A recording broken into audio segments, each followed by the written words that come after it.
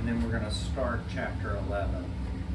And like I told y'all the last couple of weeks, this section from 10 through 15 of Proverbs is just going to, that's the Holy Spirit, right? But anyway, this section from 10 to 15 is just going to be these kind of wise, punchy kind of statements. It's not going to have a theme like we had before, you know, like the wicked lady or the wise man or something like that. It's just going to be mainly pithy statements of wisdom. And like we said, wisdom takes discernment, so these are not, you kind of have to use Proverbs differently than some of the other passages. This isn't like a promise from God that this is always true. This is a truism, that if you learn it, it's wise, and 90% of the time it's going to be true, and it's coming from Solomon. But there are exceptions, right? You know, Job comes to mind, right?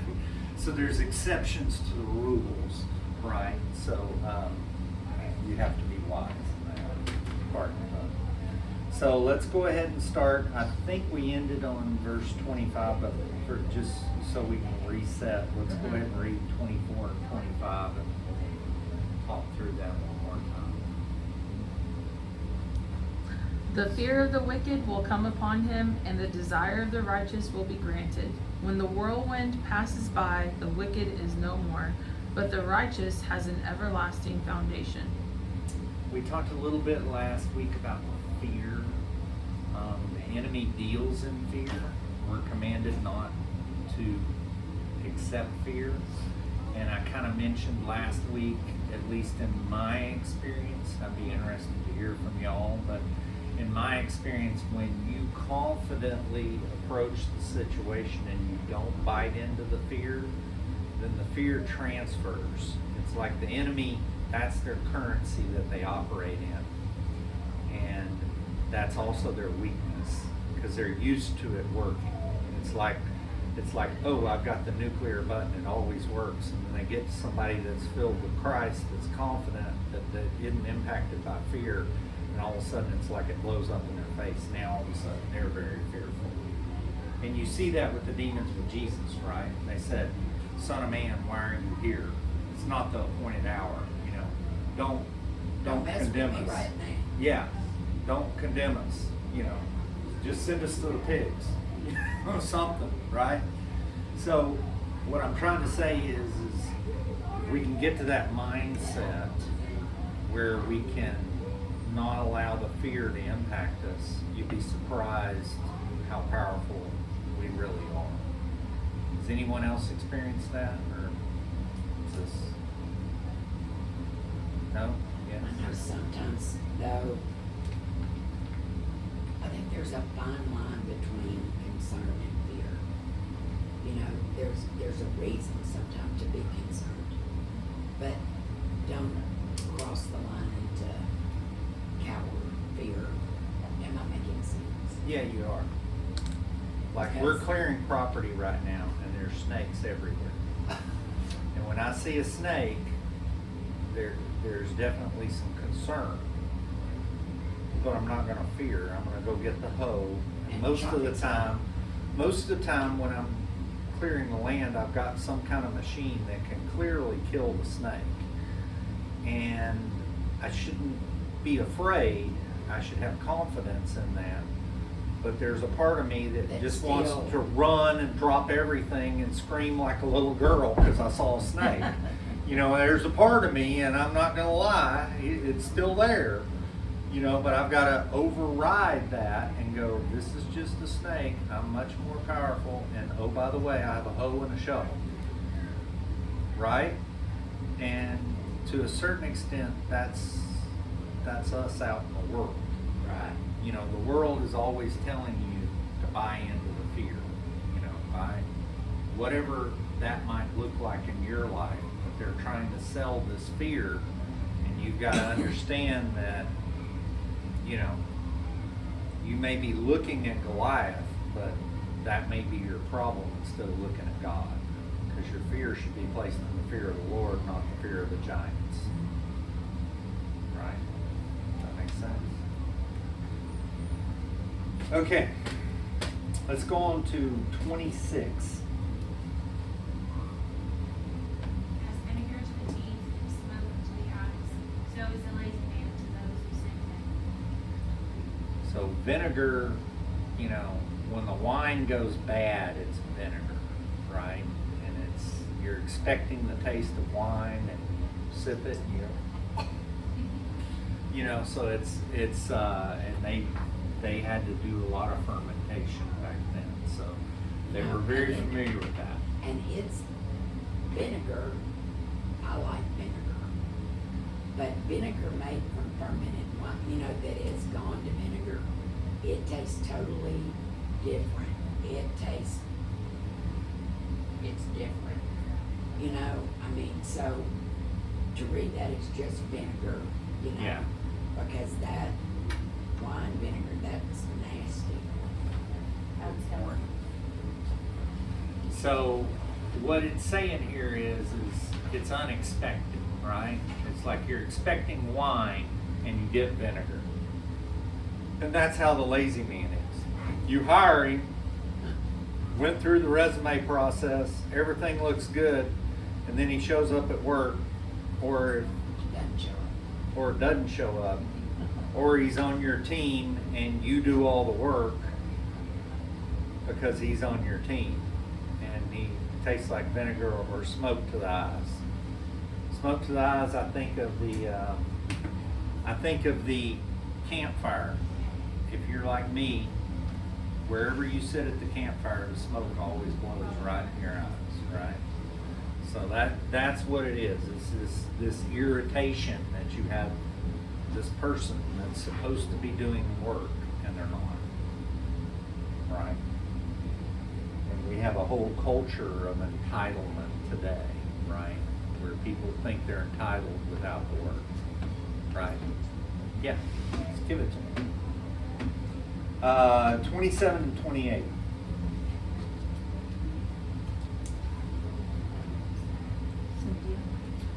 The fear of the Lord prolongs days, but the years of the wicked will be shortened. The hope of the righteous will be gladness, but the expectation of the wicked will perish. So here, you know, to me, this kind of reminds me back to the 10 Commandments, right? Commandment that honor your father and your mother so that they be long with your days. And Solomon obviously would have known that. And he's saying that when you fear the Lord, you're going to do these things. It's a connection with the action, right? You know, like like Chris, when he was here, he would say that, you know, in Hebrew, when you hear the word listen, it means listen and obey. It doesn't mean just listen. In America, that's what we tend to get in church, is we get to listen and then we don't actually obey, right?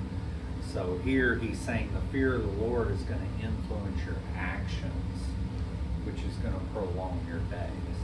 If you don't fear the Lord, then you're going to do those risky things that bring about risk that shorten your life, right? If you commit adultery and the husband finds out, that can shorten your life, right? Or in his day, it would be stone, right? And that's a death in and of itself, which is a good point, Cynthia, right? And we have a lot of that death and destruction today. And then the wicked, you know, their expectations will perish, right? And actually, randomly, Heather was reading me something yesterday about lottery winners. And they said that they had done a large study of lottery winners, and they compared it to, yes, you read the same study, right? So go ahead and share it. The ones that have become like paraplegic or Yes. and they compared the study over so many years, and people that have become disabled because of an accident, more happy is than those with. Exactly. Which was shocking, right? Because we all, if we're honest, we've all kind of prayed, oh yeah, love to win the lottery. And then you look and God's wise. He's like, no, you don't want to win the lottery. Something in Proverbs, and I don't know where, but it talks about quickly gained riches and how they quickly go away too. You know? Yes. I mean, you have to be wise with money anyway, or they Exactly. will quickly go away. I like all of this though, about the Alexander the Great and Julius Caesar, because Oh, yeah. that shows you that these people that think they're big and bad, and, you know, they're paranoid because they know how they would act, you know? And, Oh, absolutely. And they're only bad for a season. right. And then they're gonna be like the grass Paranoid of the that field. somebody, yeah, but they're paranoid somebody's gonna do what they do to Right. them. And that's back to our conversation, Cynthia, about fear, right? Right. Their currency is fear. So because they deal in that currency and they make people, you know, obey because of a threat of fear, then they're susceptible to that same thing because they know how it works. So they know if they run into somebody that is a true believer and their tactics don't work, it makes them afraid. And I'm Cindy, I'm always Cynthia when I'm in trouble, and that's why she called me Cynthia. Oh, I appreciate that. Yes. Yeah, She was see, I go telling by me- my middle name, so I have people all the time say Michael, and I go, am I in trouble? Yeah, You know? I like to do it to her sometimes. She Not when does she's it. in trouble. I just like to say Yeah. her name. It makes me think of some of the happiest people I've seen like all over the world are those that have nothing compared to those that have a lot. And they're so, I think there's a difference between happiness and being happy and having joy. And I Oh, think, absolutely. to me, I think happiness is a choice. Like, we can choose to be happy whatever our circumstances, but joy comes from the Lord, and we can only receive true joy from God Himself. And I've seen so many people that literally had nothing, that live in a hut with dirt floors or outside on a mat, and they have the joy of the Lord. Like, they know who God is and they depend on Him for everything. Whereas someone that has everything materialistically and doesn't have the Lord, and they're so miserable, but they have all Absolutely. this wealth. Yeah. It's kind of like, it reminds me of if you've ever been around Down syndrome children. yeah, The Down people, I could spend all day with them. and they're a joy. Absolutely. They're just such a blessing. And you look at these people, makes me almost tear up, but you look at these people that want to abort babies because they're not perfect. And you get around the Down syndrome and you think, wow, this is perfect, Lord. I mean, this person has so much joy. You know, we served a little bit, Hudson may remember this, but there was one of them that was, his name was Anthony. And he was a black guy, Down syndrome, adult. I say kid, but he was in his 50s back then, probably as old as I am. And he had been working as the dishwasher at Neiman Marcus's cafe at North Park. And he would have to get up like 2 hours early, ride 2 buses to get there, and then 2 hours back, and wash dishes all day at Neiman Marcus. And he would put on a suit and a tie to go to work because he was so excited as a dishwasher. And then he would work all day, and then Neiman's never gave him a raise. 20 years. He was getting paid, I don't know, like $4 minimum wage the entire time. The only time his wages changed was minimum. And yet he thought he had the best job in the world, and he was so happy all the time, you know. And he would just brag, I work at the Zodiac Crack. I'm at Neiman Marcus. I do the dishes, you know, and he was just so happy for him. Well, if you just go back to the very beginning, there's a reason why the Lord said, do not eat the knowledge tree of the knowledge of good and evil. Yeah. I mean, really and truly, that right there is what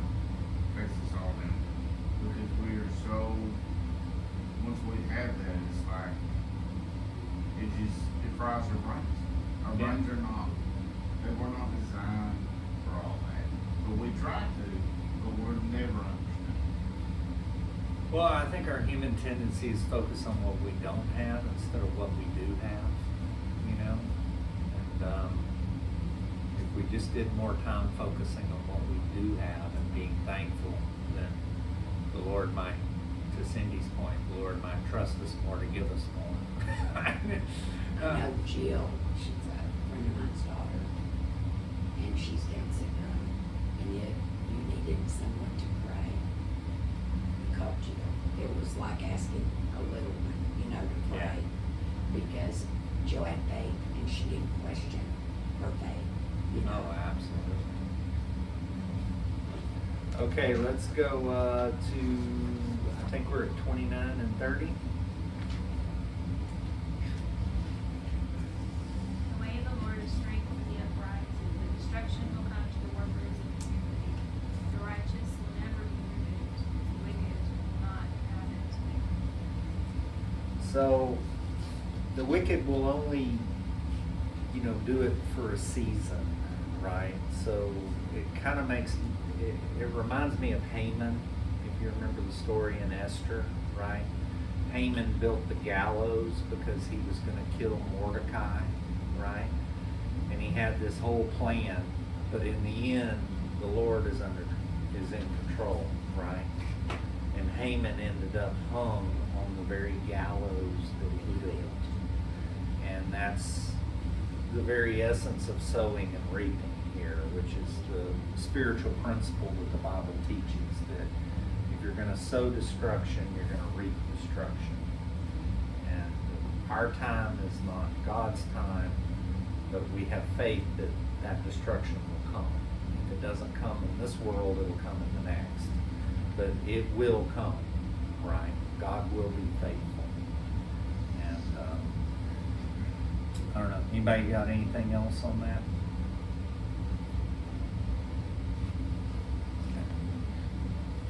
Let's go on to 31 and 32.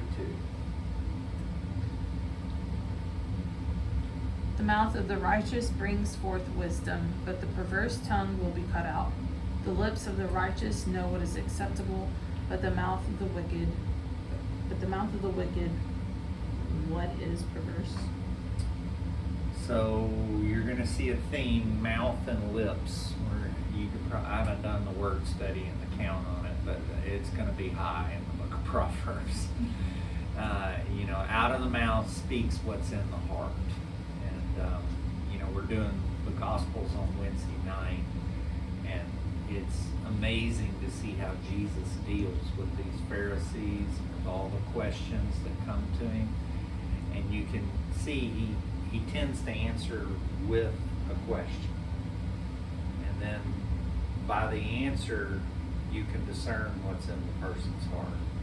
He's Jesus, so he could probably discern it before we could, but I think he does that as an example for people like us, right? That he says, even if I wasn't God, I could ask this question and they're going to tell me. I'm going to know from their response what their heart is, right? And I think you and I are too quick to try to want to put our point in or something like that, or respond instead of just asking a question.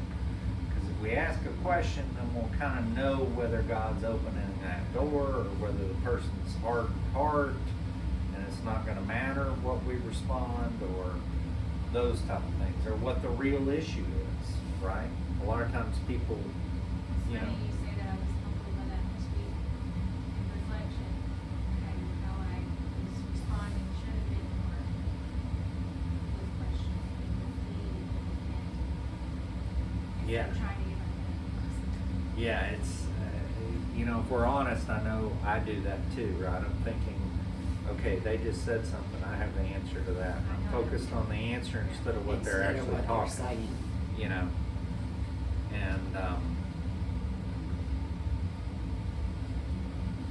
And even the right answer at the wrong time isn't helpful. It's the wrong answer. Correct. So, okay, let's go on to chapter 11. And we've said it before, but the chapter breaks weren't in the original text, so this is a continue on. And this one I thought was interesting. Somebody want to read verse 1?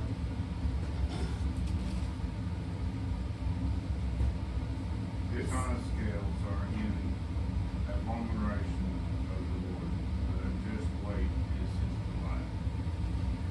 So the Bible Knowledge Commentary, said this quite well, but I thought it was insightful. I kind of knew what was going on here, but they explained it that the merchants back then would have sets of stones, right? So imagine your scale like Lady Justice has, right? So then you have your stones here. So you're buying a pound of flour, 2 pounds of flour, 3 pounds, and you've got the stones here. Well, they would have 2 sets of stones. So then they'd have a stone if they're selling, right? So if they're selling, the stone would be lighter, right? So then you're selling them 2 pounds of flour, but because the rock is only 1 pound and 3/4, you get a little more profit, right? And then when they're buying and someone wants to come and buy, then they grab the other rock and they have the heavy rock. So then they could get 2 1/4 pounds and only pay for 2, right? So they had unjust weights and measures.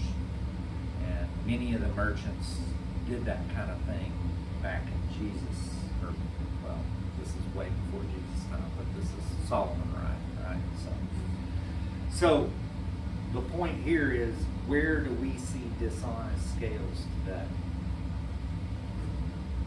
Everywhere. Yeah. See it in All the practice fine too. print. What? All the fine print. Yeah, all the fine print. Yeah, think about that. It's kind of interesting if you go back like to some of the first bills of Congress. They'd do a whole highway bill and it'd be 1 page, 1 or 2 pages. Now you can't get a bill that's, you got to pass it first before you can read it. Isn't that Yeah. ridiculous? Yeah. No. So, dishonest weights and measures, right? I like the last line, the reference to the Lord gives commercial matters in the spiritual realm, and that goes to Wednesday night.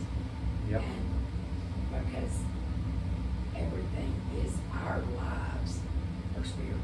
I mean, we're here, but in reality, it's a spiritual thing. It is, but And we should have honest scales to determine our life. absolutely. We had this question this morning in the men's group because they said, well, is this talking personal or commercial? And I think this one's dealing more commercial. But what it's saying is you can't be duplicitous. Like, I can't be honest with my family and then dishonest in the marketplace, right? And this is, are you cheating on your taxes? Or are you, all those type of things. You gotta be honest on both, right? You just cheat yourself. You Right. always heard as a kid. Yeah. So, and then let's go to 2 and 3.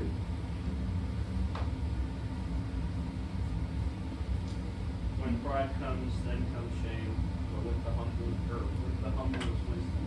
The integrity of the upright will guide them, but the perversity of the unfaithful will destroy them. So, before we get to the rabbit trail, because McGee has a little bit of a rabbit trail here, but I think it's very good, so I'll put it in there. Wisdom and humility are like 2 sides of the same coin, right?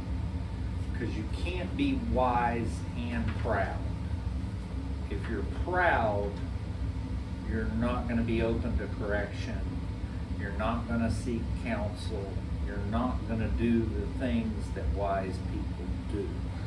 It's just because you're prideful. So the 2 go together. You can't have one without the other, right? It's going to be very hard for you to be humble and, humble and stupid, or wise and prideful, right? They kind of go together. Does that make sense? Yes. Now, the second part here, you know, obviously the perversity will destroy them. We've kind of hit that one many times over, but I wanted to read McGee's comment here. So this one I thought was very insightful, and we had a good discussion about this morning. So here I'll read McGee. The other evening I talked with a young man that had the same problem I had when I was going to school, which was finances. He asked me, how do you tell the will of God? How do you know the way you should go? My answer was this. I had the same problem you have. Always for me it narrowed down to only one way, and it became very simple. The way that opened up was the way that I could go. If the door closed, it was closed.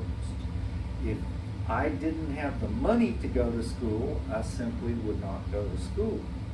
But it seemed that the Lord would always open just one door and let me go in. That happened to me again and again. I always interpreted it as an open door from the Lord. I believe that if you mean business with God, He will open the door. That's been my experience. So I thought this was pretty insightful. I'm a strong believer in open and closed doors. Personally, the closed door to me is the bigger problem, not the open door. And it's taken me a long time. I'm still in progress. Kind of like my wife, I've been married 28 years and I'm still in training.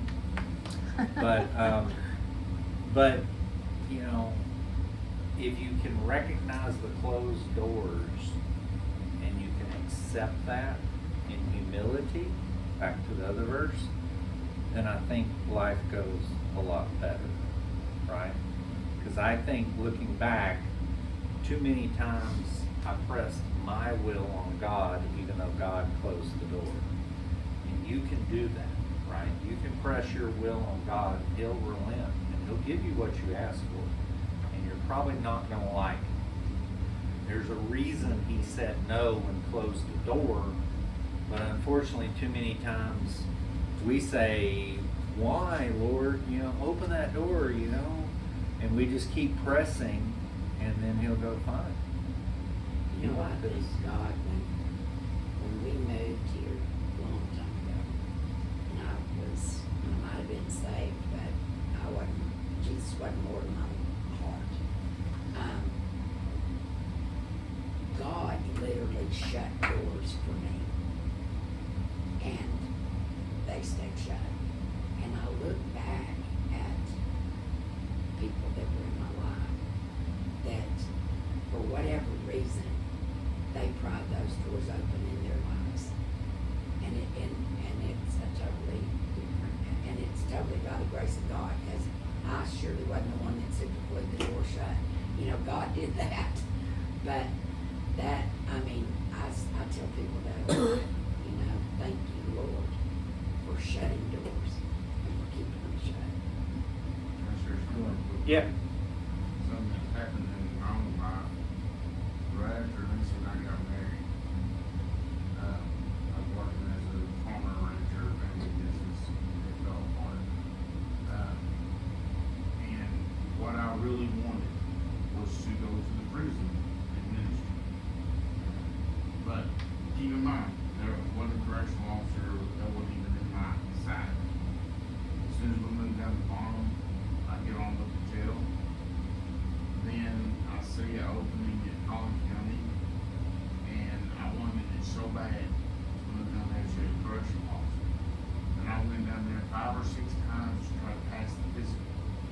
And I failed the physical by my heart rate being 1 beat too fast. And I was so devastated. It's gonna take me another year to go to do that. I felt like a failure. Within that year, I get a job in prison, and now I'm in education where I can do something anytime I want. You don't think that right there, yes, He opened up door, and sometimes He slams that door, and you know you're gonna go through it. Absolutely. Go ahead. I've also had doors open that I don't know that God opened those doors. And sometimes we have to be really wise and go look in here and look at, I don't even know the word for that, but look at the stuff and make sure that that's a God door. Just because the door is open doesn't mean you go through it. Absolutely. And sometimes So- there's bells and whistles that look like they're God, you know? Oh, yeah. The enemy is really good at that. So, yeah, one of the things I've done, that Heather and I have done in our lives, is we try not to make any kind of a large decision fast. We stop and pray, and that has been a very fruitful decision. Whether it's a car purchase or anything, they're always trying to, pressure you, like the deal ends today. If there's pressure like that, that's probably a sign that you need to back away, and you need to pray about it. And then if it's available tomorrow, and the price will probably be even better, right? And I've had that example, like we bought a little bit of land right next to us, and the guy was gonna put it on the market, but he hadn't, and so it wasn't even on the market. So we did the analysis. I'm in that business, so I did an appraisal myself, and I did the analysis and everything, and I came up with a fair price. And we prayed about it. We spent a lot of time working on it, probably a month, praying and deciding whether we should do this or not, and all that. And then we gave the offer, and the guy said, not no, but heck no. Said, my property's worth this much. It's not worth that at all. And we said, best of luck to you, and I hope you get that price. And then we prayed about it. Every fiber of us wanted to offer more, or wanted to respond, or do something. But we didn't have peace, so we just waited. And then a couple of months later, he came back to us and he said, is that still available? Right. So sometimes the answer isn't no, it's not yet, right? And Wait. God's gonna test you to see if you're willing to let go. If you're willing to let go, then he knows that whatever he's giving you isn't gonna own you, right? Because that's the fear, right? We've got to own things, not things own us. That makes sense. I like the simplicity of it too. You don't have to dwell and lament over, I don't know what really God is for my life. It's simple. It's Do what really he simple. says. Yeah. Do what he And says. I Pray agree for with open that. doors, and when they're closed, I am really quick to accept closed doors. That's what probably the biggest lesson is closed doors.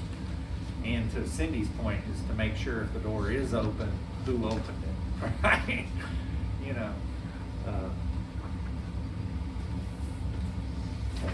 let's go on. So 4 and 5. Riches do not profit in the day of wrath, but righteousness delivers from death. The righteousness of the blameless will direct his way aright, but the wicked will fall by his own wickedness.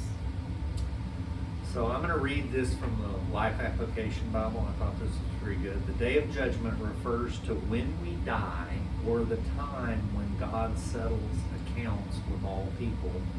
On Judgment Day, each person will stand alone, accountable for all his deeds or all of his or her deeds.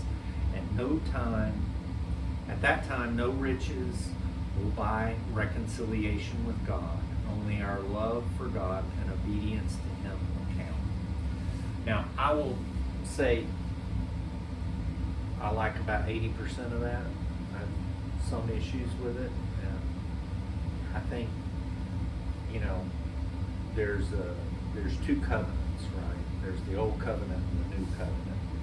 And the day of the day of reckoning for the old covenant, I think we see that, and this is Cody's opinion, but we kind of see that when the judgment came and the saints, you know, if you believe the thief on the cross, where he say, I'm going to be in paradise today. So my vision, and this is totally up to interpretation, but when I say he was eating in paradise, I don't think of him sleeping in Sheol. That's just my opinion, okay? And the belief all the way up until the time of the Messiah was that they were going to be sleeping in Abraham's bosom, which is part of it. It's kind of complicated. Sheol had Abraham's bosom and a place of torment, right? And even in Daniel, if you go to the end of the book of Daniel, he says, now Daniel, seal up this book and sleep until time for you to arise, right? So we had soul sleep, okay, up until that time. And then they were judged, right? And I think that happened. Cody's opinion, you're open to believe different, but Cody's opinion is when Jesus rose, somewhere in between him rising at the resurrection or 70 AD, somewhere in there it happened, because I believe those people are in heaven or hell. They've been judged. They're not still soul sleeping. They didn't beat us. I don't believe that they were so sleeping. I believe that they were at peace, and I believe the ones that lived on the opposite side of, like the Lazarus, the rich man, Right. they were in torment. I might differ in opinion though, but everybody's entitled to their own interpretation. 'Cause Yeah, we and don't I can know see that We point. won't know that till we get to heaven. Exactly, Cindy. I can see that point, because you see that in the story of Lazarus, right? He wasn't technically sleeping, right? Because he asked, you know, for a cup of water. And I think that, well, anyway. But anyway, my point is I think let's go to the new covenant, because there's some questions we won't ever Right. be able to answer until we get there, right? But in the new covenant, to die is to be present with the Lord. To be absent is to be present with the Lord. So I believe you're judged as soon as you die. You know, I believe that, you know, there's people in hell that are already there. There's people in heaven that are already there. I don't think this is a future judgment. I think it's to die is to be present with the Lord. So you're going to be accountable in the new covenant immediately. Now, whether they were in the old covenant or not, I don't know. Go ahead. Well, the thief on the cross. Right. Christ said, you will be with me in my Father, I'm in my Father's house tonight. Right. In So, I paradise. mean, that's proof right there, to me. I mean, I think it will all take, I think that when we die, we are at peace with the Lord, you know, and to be at peace with the Lord is to be present with the Lord. I'm not so sure what the unrighteous happens to them at the point of death. I think they die, you know, they're physically dead maybe until the great white judgment. But that's my opinion, and to be honest, I've studied more about Daniel than I have about that one. Yeah, and you know, as a Christian, we don't die. Right? Exactly. As a Christian, we don't die. Technically, Was from a it- spiritual standpoint, you have already died and risen again Right, at and baptism. honestly, So- people don't. We're eternal. We're either eternal With God or or without. without God. Yeah. Right. But as a believer, we're promised to be immediately in the presence with the Lord. But without getting into all the controversy, I will delve just slightly. Under the old covenant, you can't get to heaven except through the Son. You know, Right, they He's the were in only way. paradise, and- So in the old covenant, they sacrificed, they did deeds to prove their faith in the coming Messiah. Right, Okay? they had faith. But their works and the deeds and the blood was their proof that the Messiah will come. And the works were much more important because the new covenant hadn't come for the age of grace.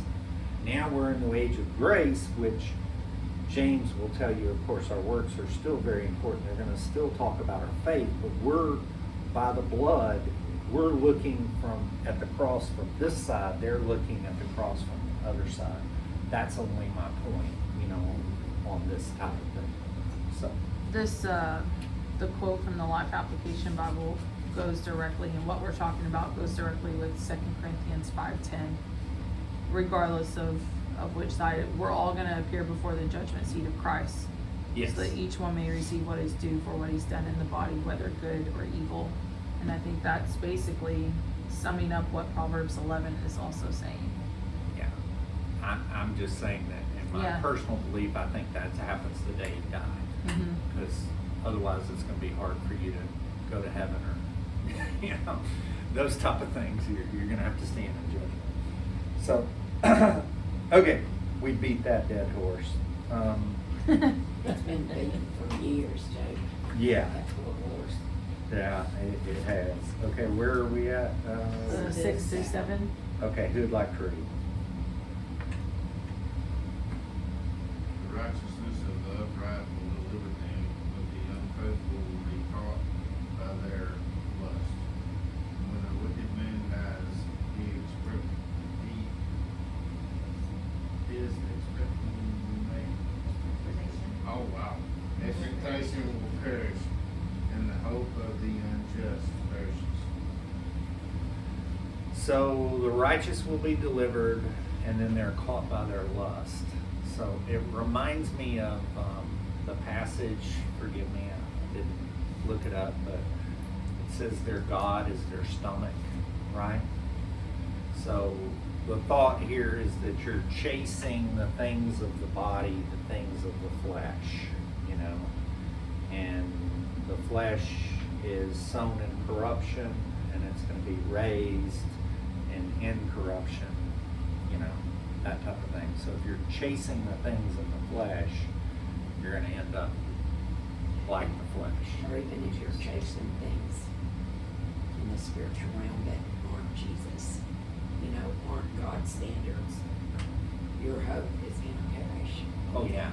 Because And you there's can a be the lot of best traps. person, the There's best a lot of person in the traps. world, and without Jesus, it's not gonna. That's so sad. Yeah, and we have a very, the spiritual realm is very active, Broad and very active. and it's active even in our churches, Yes. unfortunately.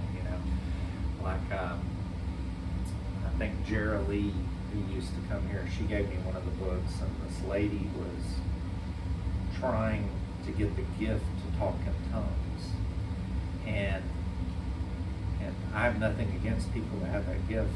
It'd be great. I don't have it. But you Don't have to understand it. Practice. Yeah, I don't have it. Don't understand. But anyway, this person, bought into that you had to have it. All this, and they pursued it so hard that they had other people pray over them, and they went to other people that were. Anyway, she ended up speaking in tongues, but she was speaking from a demon because she had wanted something in her heart more than God. And that was my point to your spiritual thing. And even if you think you're in the way, we got to be right. We got to be in God's will, not our will. Like I could want to sing, but if you get me up on the stage, you're going to be begging for Katia to come back, because I can't carry a tune in a bucket, right? That just wasn't God's will for me to sing. I can't even keep rhythm. So let's go to verse 8 and 9. The righteous is delivered from trouble, and it comes to the wicked instead. The hypocrite with his mouth destroys his neighbor, but through knowledge the righteous will be delivered. So we've had a lot of these, the righteous is gonna be delivered from trouble, so, you know, it doesn't say that we're not going to have trouble, it's saying we're gonna be delivered when we get in it, right? Kinda like the storm verse we had before, it's not that you're not going to go through the storm, it's you're gonna make it out of the storm, right? Jesus sent his disciples, you know, across the lake into the storm, right? Because he knew the storm was where they were gonna test their faith, right? So the second verse to me, I thought had a lot of application. Hypocrite with his mouth destroys his neighbor. How many of y'all know or experience people at work talking negative, right? Destroying each other. Every day. Work, school, even in families. I mean, you know, we're creators. We can create strife or we can create peace, you know, and what we speak from our mouths. And it's so easy, you know, to create the wrong thing. And does somebody want to read that from Life Application Bible? I thought that was pretty good. Mouth can be used either as a weapon or a tool, hurting relationships or building them up. Sadly, it is often easier to destroy than to build, and most people have received more destructive comments than those that build up. Every person you meet today is either a demolition site or a construction opportunity. Your words will make a difference. Will they be weapons for destruction or tools for construction? What do y'all think? I think there's a happy medium. Because I think in today's world, and especially in the church, we sacrifice telling someone the truth and think that we're being constructive. And in reality, We're enabling. and we're being part of the demolition team. So I think there's a happy medium, and I think it depends on the attitude of the heart from the listener as well as the person speaking. I would agree with that. I would just say that in the culture outside the church, but in the culture, you know, at least at my office, you know, people are quick to be petty and, you know, pick on people or sport fun or bring up the negative and not see the positive. Well, even in my work, but I'm in sales, and truth, you gotta find a happy medium. You cannot go around and tell me in rose-colored glasses that something is good when it is not good. No, I agree with that, And- 100%. yeah, But and- what I'm talking about is more personal issues, Like eras. yeah, like petty things. Yeah. Like I'm all for the truth. You know, this happened and it's that way, as opposed You're talking to about in a personal relationship. yeah, interpersonal. Like, you know, people talking, well, Cindy's this, you know, because she was mean to me. Yeah, that kind of stuff. You know, Bobby hit Sally, and yeah, all the back and the forth, you know, and it never gets anywhere, and it just tears people apart. You know, I try to see there are people that are tough to love, okay? Or like. They're tough to love, they're tough to like, okay? But God commanded us to love, right? Mm-hmm. So unless they may just be tough to love, right? They may just be asbestos, right? They're just not, you don't want to hug asbestos, right? So Respect it. you can respect it, so, but you gotta kind of see, sometimes there's an underlying issue. Mm. And if you don't care enough to get to the underlying issue, then you're not ever gonna really solve the problem, right? Check your pride. Yeah, You have to be more humble and it's easy to join that conversation, because people that aren't saved and don't have the Lord, they're gonna look at this person's an a-hole, you know, they're this, they're that, you know, and it can spiral down, and you can agree they're difficult to get along with, but going down that path is not gonna help the problem, right? Does that make sense? Okay. I'm thinking of our neighbor. So our neighbor, the mail lady, came down, and be careful the mail lady, Bonham, that's all I'm saying. And she was just rumor gossiping, all about the neighbor. And, this and that. And she doesn't even know him. I've got to know him, and he's a very eccentric guy, but he's a nice guy at heart, right?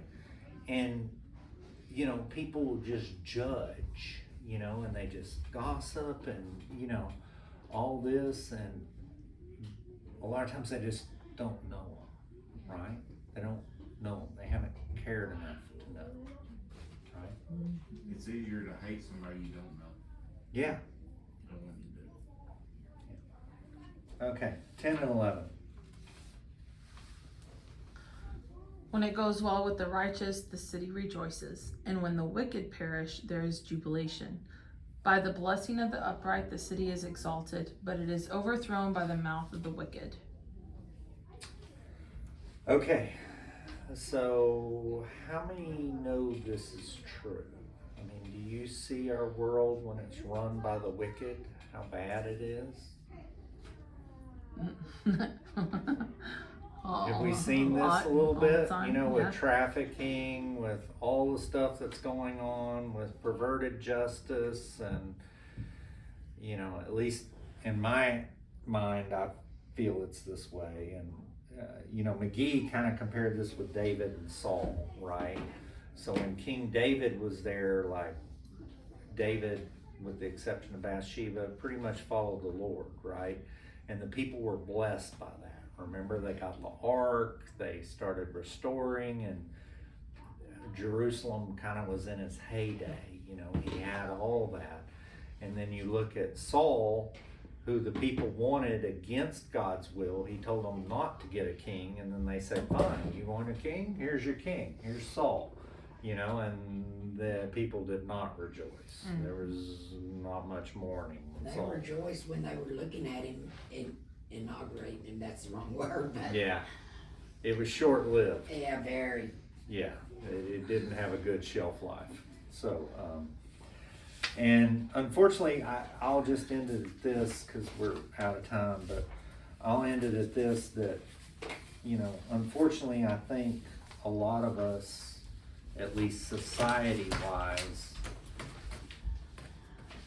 they want the good times without the righteousness.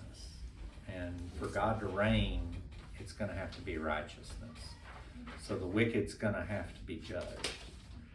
And I personally don't know how quick things are going to turn around here until people get to the point that they're okay with the wicked being judged and righteousness reigning. And honestly, while I'm not being negative now, I don't think that's going to happen until Jesus comes back. I think it might happen in circles, small circles.